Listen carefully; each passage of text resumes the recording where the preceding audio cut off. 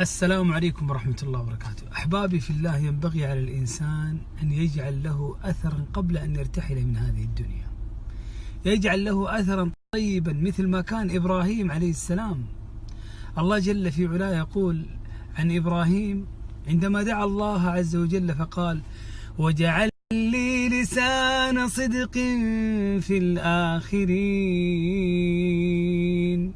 أي اجعل لي ذكرا حسنا بعد ارتحالي من هذه الدنيا.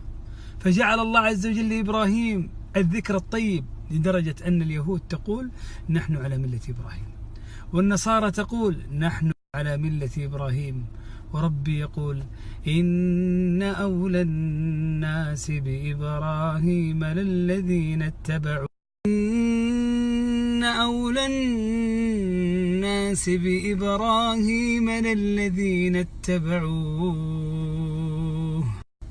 وهذا النبي والذين آمنوا والله ولي المؤمنين. دقات قلب المرء قائلة له: إن الحياة دقائق وثواني، فارفع لنفسك قبل موتك ذكرها، فالذكر للإنسان عمر ثاني. قال ربي سبحانه وتعالى، وبه أختم: إنا نحن نحيي الموتى ونكتب ما قدموا وآثارهم وكل شيء أحصيناه في إمام مبين.